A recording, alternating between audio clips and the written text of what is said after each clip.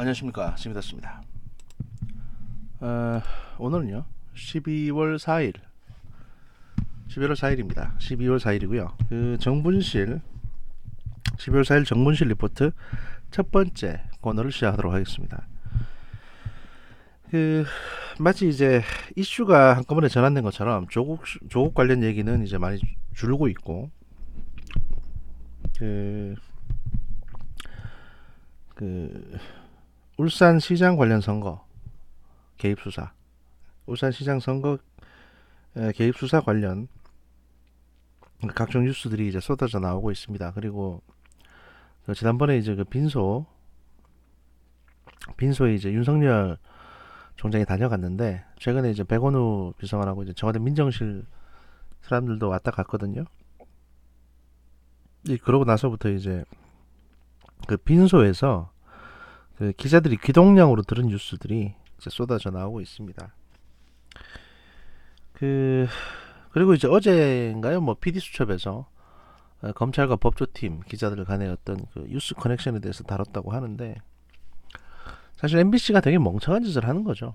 왜냐하면 쟤들이 저러면 저럴수록 그 본인들 방송의 어떤 그 공정성만 더 바닥을 치게 됩니다. 하필 지금 저런 거를 보도해가지고 본인들이 얻고자 하는 게 뭐겠습니까? 검찰에 대한 어떤 국민들의 신뢰를 조금이라도 이제 깎아내리려고 하는 겁니다. 사실 울산시장 그 선거 수사에 울산시장 선거에 영향을 미치는 수사에 경찰이 개입하는 방식도 그런 거거든요. 상대편 자한당 후보의 어떤 공정성을 조금이라도 깎아내리기 위해서 무혐의가 뻔한 사실을 이제 수사를 불러일으켜 가지고 시끄럽게 만들었던 거죠. 사실 저런 것들만 봐도 지금의 경찰이 아직까지 수사권을 받을 수 있는 조직이 아니다라는 걸 전형적으로 보여주는 사건이고요. 그런 거를 지금 MBC라는 언론이 다시 한번 보여주고 있다, 미러링을 하고 있다, 저는 그렇게 생각을 합니다.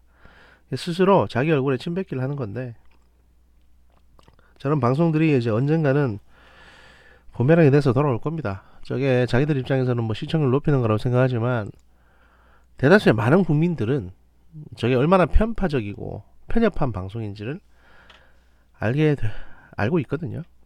그러니까 MBC가 저런 시도를 하는 게 참 애잔하다 싶고요. 그렇습니다. 오늘도 이제 첫 번째 정분실 첫 번째 코너에는 좀 양이 많습니다. 좀 양이 많은데, 제가 이제 첫 번째 코너에는 이제 울산시장 관련 그 수사에 관한 다양한 뉴스들로 진행을 하고요. 오늘은 제가 강의가 없는 관계로 하루 종일 정문실을 녹음할 거니까요. 1, 2, 3, 4부, 5부까지 갈 수 있다, 이런 말씀을 드리겠습니다. 일단은 첫 번째 뉴스부터 시작을 하도록 하겠습니다. 검찰이 이제 이스라엘제 장비를 동원해서 돌아가신 검찰 수사관의 휴대전화 포렌식을 지금 수행을 하고 있습니다. 지금 이제 고인이 된 검찰 수사관 A씨의 휴대전화는 2년 전에 구입한 아이폰 10 기종으로 지문이나 얼굴 인식이 아닌 6자리 숫자 비밀번호로 잠금을 풀게 돼 있다고 합니다. 사실 이게 아마 꺼졌다 킬 경우에는 지문 인식이나 얼굴 인식을 하더라도 껐다 키면 이제 기본적으로 6자리 숫자로 풀게 돼 있거든요. 그래서 이제 뭐 경우의 수에 따라 최대 100만 가지 비밀번호를 입력해 봐야 잠금을 해제할 수 있다고 돼 있는데, 그리고 이제 아이폰 같은 경우에는 비밀번호를 한 10번 이상 잘못 입력하면 다시 입력할 때까지 수십 분을 기다려야 되거나 아니면 데이터 자체가 초기화되는 그런 이제 보안 설정이 돼 있습니다. 그래서 이제 이걸 아마 이제 잠궈 놓고 그 다음에 자살을 하신 것 같고, 근데 이제 가족한테도 이걸 초기화하지 말라고 얘기하는 걸 보면 이 안에 뭔가 있다라는 어떤 강한 메시지를 주고 이제 떠나신 거죠. 그래서 기사에 따르면 국내 기술로는 이제 이 아이폰을 풀기 어렵기 때문에 대검찰청은 이제 이 A씨의 휴대전화 잠금을 풀기 위해서 이스라엘 정보 보안 업체 셀레브라이트의 포렌식 장비를 이용 중인 것으로 알려졌다. 그러니까 안드로이드 기반의 핸드폰, 갤럭시라든지 뭐 LG라든지 이런 안드로이드 기반의 핸드폰들은 굳이 이런 기술까지 안 써도 제작사에 풀어달라고 하면 이제 풀어주거든요. 영장 제시하고 협조해 달라고 그러면. 그리고 이제 안드로이드 기반의 휴대폰들은 사실 민간 업체에서도 어지간하면 우회해서 이제 이걸 암호를 풀어냅니다. 이게 그렇게 해서 이제 그 민간 포렌식 업체에 포렌식을 맡기는 분들도 많고, 사실 이런 종류의 큰 사건이 아니면 다른 이제 검찰이나 경찰에서는 그 민간 업체한테 뭐 돈 얼마씩 주고 이제 포렌식을 맡깁니다. 그런데 이건 이제 아이폰이기 때문에 어, 세계에서 유일하게 이제 이스라엘 업체가 그 아이폰의 어떤 그 비밀번호를 풀 수 있는, 완전히 풀진 못하고 풀 수 있도록 도와주는 그 소위 말해서 시스템을 개발을 했는데요. 이 셀레브라이트라는 셀레브라이트라는 포렌식 장비는 어떤 원리냐면, 아이폰 비밀번호를 잘못 입력하더라도 데이터 초기화 코드가 작동하지 않도록 하거나 재입력 대기 시간을 줄여주는 방식이라고 합니다. 그러니까 보통 아이폰 같은 경우는 한 10번 입력하면 5번이나 10번쯤 틀리면 이제 한 뭐 10분, 20분, 30분 기다렸다 다시 해야 되는데, 이 장비를 중간에 연결해 놓으면 그 코드를 차단시키기 때문에 계속 입력할 수 있다는 거죠. 그리고 뭐 10번 이상 틀려도 데이터 초기화가 되는 것도 이제 차단하는 코드가 따로 같이 들어가 있다는 겁니다. 아마 이제 그 아이폰의 어떤 보안 시스템을 이제 일단 기만하는 어떤 형태의 이제 우회 뭐 프로그램이 장착되어 있는 것 같습니다. 그래서 이제 이걸로 하게 되면 그 한 번에 풀어주는 건 아닌데 이제 시간을 많이 줄여주고요. 그 다음에 그 1번부터 뭐 이게 6자리 숫자 임의적으로 만들어진 숫자를 계속 여기 대입할 수 있도록, 사람이 일일이 누르는 게 아니라 대입할 수 있도록 이제 아마 프로그램이 되어 있을 겁니다. 그래서 그걸 돌리면 이 아이폰이 해제되는 거는 이제 시간 문제라는 거고요. 다만 이 장비 구입과 유지에는 수천만에서 수억 원이 드는 것으로 알렸다. 그러니까 이게 아마 보통 이런 장비는 이제 물리적인 기술 어떤 그 장비도 있지만 그 일종의 이제 그 프로그램, 그러니까 사용권 관련 이제 프로그램이나 뭐 이런 걸로 유지가 되거든요. 라이센스로. 그래서 수천만 원짜리 장비고 이제 계속 이걸 프로그램을 구입해서 유지하려면 이제 수억 원이 드는 걸로 알렸다고 하고요. 그 전문가 말에 따르면 현재까지 라이트 외에는 이제 아이폰 잠금을 풀 방법이 없다라고 되어 있습니다. 그래서 아마 이제 미국에서도 이 장비를 사용하고 있는 걸로 알고 있습니다. 지금 하여튼 이제 이런 상태고요. 뭐 경찰도 이 장비는 가지고 있지 않을 겁니다. 그래서 이제 경찰이 만약에 아이폰 같은 게 압수가 되면 보통 검찰에 넘겨서 이제 이 장비를 좀 활용할 수 있도록 하는 모양인데, 그래서 검찰이 사실 이 핸드폰을 가져가더라도 검찰은 이거를 암호를 풀 방법이 없어요. 그러니까 이제 지금 무슨 얘기가 나오냐면, 뭐 검찰이 증거물을 탈취해 갔기 때문에 검찰이 이걸 다시 그러니까 경찰이 이걸 다시 압수하는 방법을 뭐 검토하겠다 이러는데, 이건 그냥 개소리고요. 경찰이 이 아이폰을 다시 가져간다 하더라도 자기들이 이걸 풀 수 있는 장비가 없기 때문에 그냥 증거물을 깔아 뭉개고 있겠다는 겁니다. 아니면 어디 가서 뭐 던져버리거나 버리거나 뭐 이렇게 해서 이제 증거를 은폐할 수도 있는 거고요.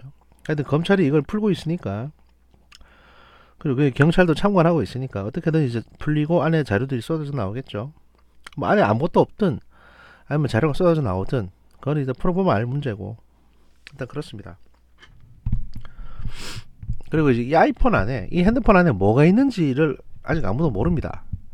그렇기 때문에 청와대가 저렇게 불안해하는 것이고요. 사실 저 내에 뭐가 있는지 안다면 청와대가 저렇게까지 불안하게 하진 않을 겁니다. 이게 이런 표현을 좀 쓰긴 못하지만 원래 그 짖는 개들은요 겁에 질려 있기 때문에 짖는 거거든요. 그런 겁니다. 물 수 있는 개는 짖지 않습니다. 저런 식으로. 검찰은 앙 물어볼 수 있는 개이기 때문에 짖지 않고 조용히 이제 상황을 보고 있는 거고, 청와대는 지금 그럴 방법이 없기 때문에 대변인 내세우고 당대표 내세워서 계속 짖고 있는 겁니다. 두 번째 뉴스는요, 돌아가신 전 특감반 수사원 A씨가 이제 친구들을 만나가지고 뭐라고 했냐면, 청와대 민정수석실이 주먹구구 체계로 운영이 되기 때문에 너무 힘들다 이런 얘기를 했다는 겁니다.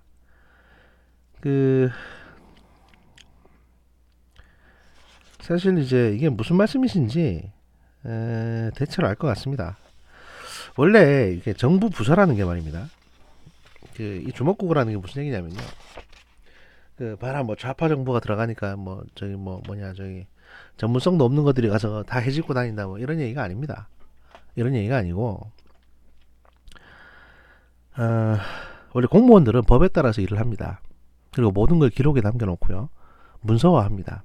그런데 지금 저 검찰 수사관 얘기한 것처럼 주먹구구식으로 한다. 그리고 기자도 물론 할 말이 많았겠지만 주먹구구식이라고 썼습니다. 기사에. 그 말은 뭐냐? 대부분 불법적인 일들이 운행된다는 겁니다. 그러니까 민정수석실에서 불법적인 일을 너무 많이 하게 되니까 이거를 기록에 남기지 못하고 그냥 아름아름 메모 형태로 처리하거나 기록을 남기지 않는 방향으로 처리하거나 이렇게 되면 그 공무원이 하는 행위가 범죄가 됩니다. 다시 말해서 공무원은 어떤 권위를 가지고 있기 때문에 권위와 어떤 권한을 갖고 있기 때문에 그 권한을 가지고 있는 사람이 가서 그 권한 밖의 행동을 하거나 이 명령이나 공문에 근거하지 않고 또는 누굴 협박하거나 이렇게 되면 직권 남용이 되거든요. 일반인이 해도 협박이 되는데 공무원이 하면 더 중한 범죄가 되는 겁니다. 그런데 그런 일들이 비일비재했다는 거죠. 기록을 남기지 않고 하는 일들이. 그 표현이 주먹구구라는 식으로 표현이 된 겁니다. 그러니까 저 기사의 말은 민정수석실이 너무 주먹구구식으로 일해서 힘들다가 아니라 민정수석실에서 불법적인 일이 너무 많이 진행이 돼서 겁난다, 무섭다 이런 얘기가 되는 거죠. 결국에는 그 공무원 스스로 본인이 책임을 지고 감옥에 가야 되는 사태가 발생할 테니까요. 왜냐하면 아무 기록도 남아있지 않으니까. 마치 청와대나 이제 뭐 문재인 지지자 몸빠들은 이렇게 얘기를 합니다. 아니 명령 받고 한 건데 뭐가 겁나서 저러냐고 하지만 그 명령 서류 자체가 남아있질 않아요. 그러니까 독박스게 돼 있는 거죠. 장진수 주무관이 뭐 달래 사람 때려서 공무원 자리 날아갔습니까? 감옥 가고 상관의 지시에 의해 가지고 저 컴퓨터 좀 없애달라고 해서 그 컴퓨터 갖고 와서 디가우징한 것밖에 없습니다. 자료 다 삭제했더니 그 컴퓨터가 중요한 범죄 증거였어요. 근데 그 상관은 자기가 저지른 범죄이기 때문에 처벌 안 받았는데 장진수 주무관은 모르고 그 컴퓨터를 가서 없애준 겁니다. 그러고 나서 처벌받았어요. 증거인멸로. 그러고 이제 뭐 그거 다 얘기하니까 이제 공익제보자라고 하는데 어쨌든 범죄를 저지른 건 저지른 거거든요. 알았든 몰랐든 간에. 그러니까 어중간하게 낀 공무원들은 늘 그런 꼴을 당하는 겁니다. 상급자들은 승진이라도 하는데 이제 이 검찰 공무원은 다소 몸을 사리고 꺼리고 이러다 보니까 일은 하는데 또 승진 혜택은 또 못 본 모양입니다. 그러다 보니 이제 점점 더 갈등했겠죠. 그리고 그러한 것들을 반증하는 뉴스가 하나 더 나왔는데요. 그 중앙일보에서 이제 12월 4일 새벽 5시에 나온 뉴스입니다. 오늘 5시에 나온 뉴스인데 특감반 내에서 비리 들여다봤다. 백운호 발언에 압박됐나. 이런 제목으로 나왔습니다. 이게 무슨 소리냐. 현 정부 청와대 민정수석실이 특별감찰반 내에서 일부 특감 발언들에 대한 비위 파악을 다른 특감 발언들에게 지시했다는 주장이 나왔다는 겁니다. 그러니까 특감반은 민정비서관의 지휘를 받는 조직이고요. 당시 민정비서관은 백원우 민주연구원 부원장이었습니다. 민정수석실 상황에 정통한 관계자는 그러니까 전 민정수석실 직원쯤 되겠죠. 어제 특감반에는 검찰 출신과 경찰 출신이 함께 모여서 일하는데 윗선에서 경찰 소속 수사관들에게 검찰 출신 수사관들의 비리를 들여다보라는 지시를 내렸다는 말을 들었다고 전했습니다. 이 관계자는 한마디로 얼마 전 숨진 수사관 A씨도 감시 대상이었다는 얘기라며 특감반에서 서로 믿고 활동했던 그가 상당한 배신감을 느꼈을 것이라고 주장했습니다. 또 다른 특감반 주변 인사는 누군가 나의 비리를 캐겠다고 마음먹으면 주변 인물들에 대한 정보도 함께 뒤져보지 않겠냐. A씨도 검찰 조사를 받으면서 그동안 청와대 등으로부터 이첩된 일부 정보를 접했을 테고 그에 따른 충격이 상당했을 수 있다라고 말했다는 겁니다. 그러니까 이 돌아가신 A씨가 이제 검찰 조사를 받을 때 검찰이 이제 청와대 민정수석실로부터 관련자들로부터 압수한 어떤 그 감시 정보, 이 A씨를 사찰한 정보를 보여줬을 겁니다. 그러니까 나의 동료들이 나를 사찰한 정보를 검사가 보여줬을 거예요. 이거 봐라. 청와대 애들은 당신도 안 믿는다. 그러니까 당신들이 왜 자꾸 청와대를 보호해 주려고 그러냐. 그러니까 아는 대로 다 얘기해봐라. 이런 얘기를 했다는 거죠. 했을 거라는 거죠.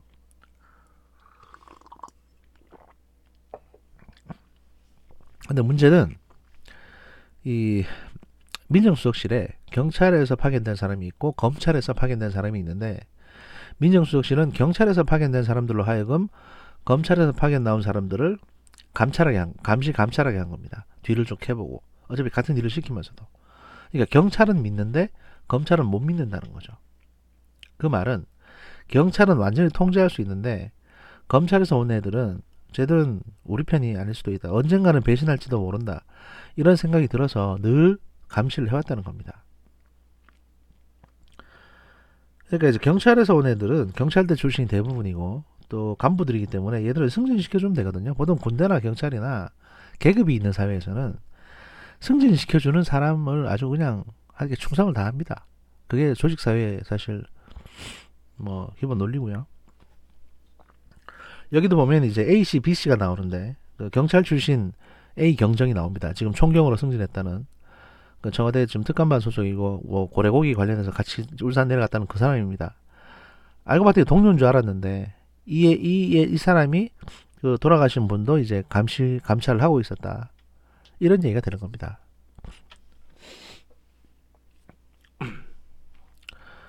이게 사실 뭐 비정한 거죠. 비정한데 왜 이렇게 해야 되냐.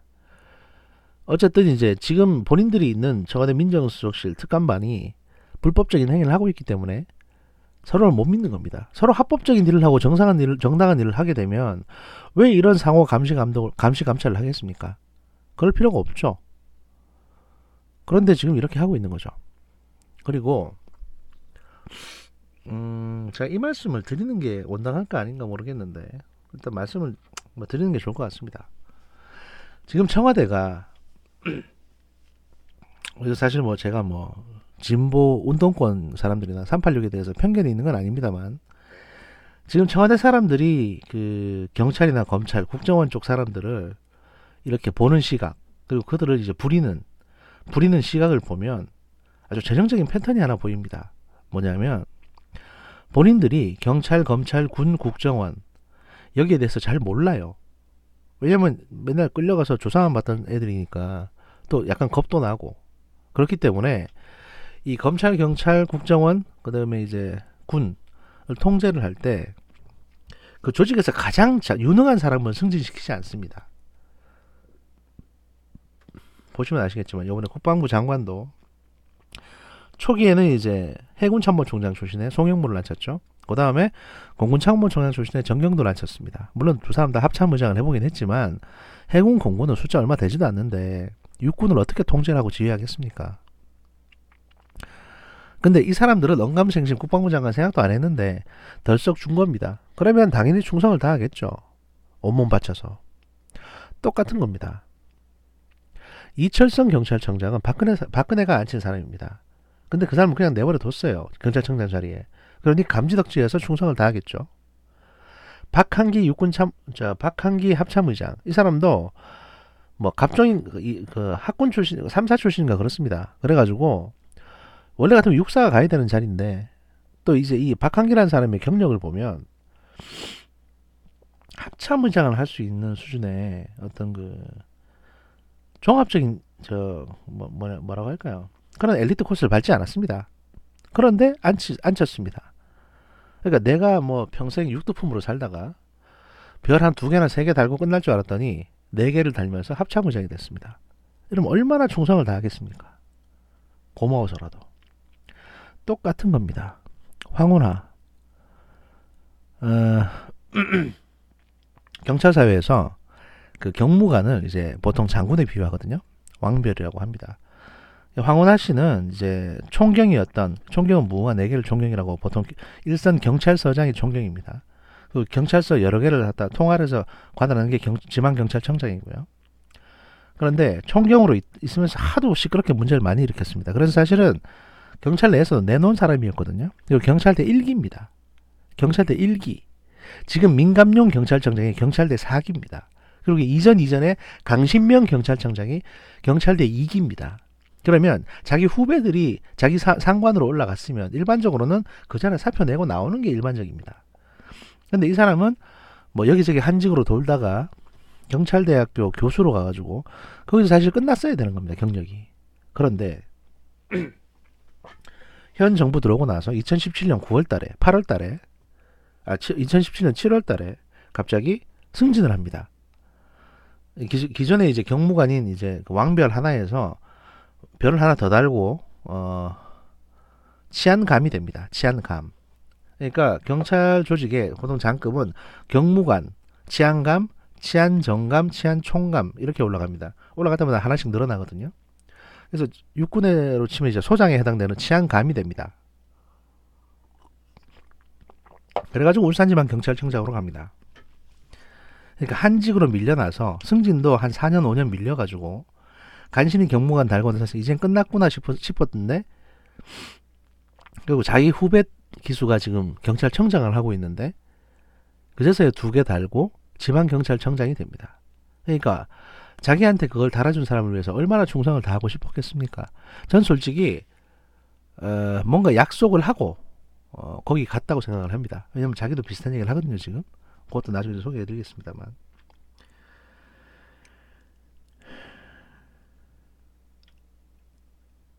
아무튼 이렇게 비인간적인 일들이 지금 청와대 민정수석실 내에서 진행이 되고 있습니다.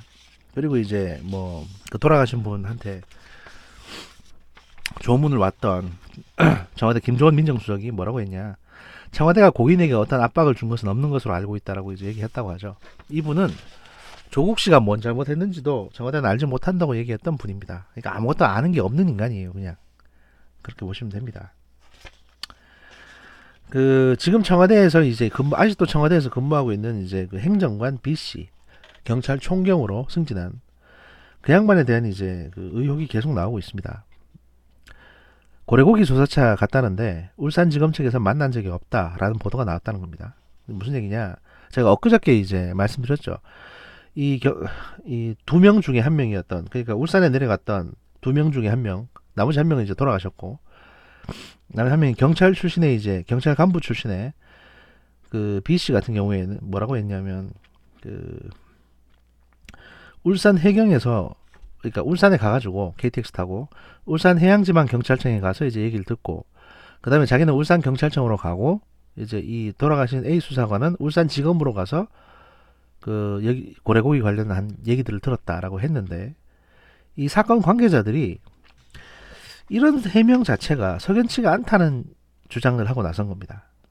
왜 그러냐 하면 당시 상황을 잘 아는 한 관계자에 따르면 두 사람이 울산 해경으로 가서 사건 내용을 들었다는 대목에 대해 당시 울산 해경은 사건 내용을 알지 못하는데 무엇을 들었다는 건지 모르겠다고 얘기를 했답니다. 울산에서는 종종 고래 불법 포획 사건이 벌어지면 울산 해경에서 담당하는 건 맞습니다.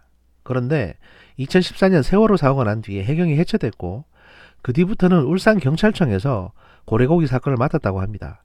문제가 된 2016년 사건도 울산 경찰청에서 수사했기 때문에 울산 해경은 이 사건 내용에 대해서 아는 게 전혀 없는데 이 울산에 내려갔다는 사람이 내려갔다는 그 경찰 간부 출신의 이제 백원우 별동대 별동대원이 나 뭐 가서 울산 해경에 가서 해경들 먼저 만났다는 식으로 얘기를 했다는 겁니다. 그러니까 이게 거짓말이 아니냐라는 거죠. 이 시간에 어디 저기 장어집 가서 장어 먹고 있었던 거 아니냐 이런 얘기입니다. 그러니까.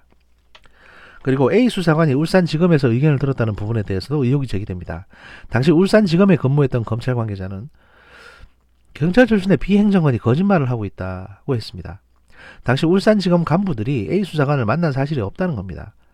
다만 A 수사관이 울산지검 수사관을 만났을 가능성은 뭐 있을 수 있겠는데 하지만 이에 대해서도 울산지검 관계자들은 청와대에 사건을 보고하면서 책임질 위치에 있는 수사관을 만난다. 책임질 위치에 있지 않은 수사관을 만난다는 건 상식적으로 말이 안 된다. 만나려면 간부를 만나야지 왜 수사관을 만났겠냐. 근데 알아보니까 간부들은 만난 기억이 없고 수사관들에 대해서는 만났다는 사람도 없다. 지금 만났다는 사람이 안 나오고 있다. 그러니까 울산에 내려와서 고래고기 사건 관련해서 울산지검에 온 적도 없는 것 같은데 왜 여기 와서 사람 만나고 갔다고 하는지 솔직히 이해가 안 된다. 이런 얘기를 지금 하고 있다는 거죠. 그 다음에 이제 이 경찰 출신의 비행정관이 울산 경찰청에 가서 경찰대 동기를 만났다고 진술을 했는데, 여기에 대해서도 이제 이게 진술을 했다고 청와대에서 해명을 했는데, 여기에 대해서도 경찰에서 경찰 관계자가 또 여기 의문을 제기합니다. 한 경찰 관계자는 청와대에서 왔으면 수사 담당자를 만나야 하는 게 정상인데 경찰대 동기들을 만나 의견을 들었다는 해명이 좀 어색하게 들린다.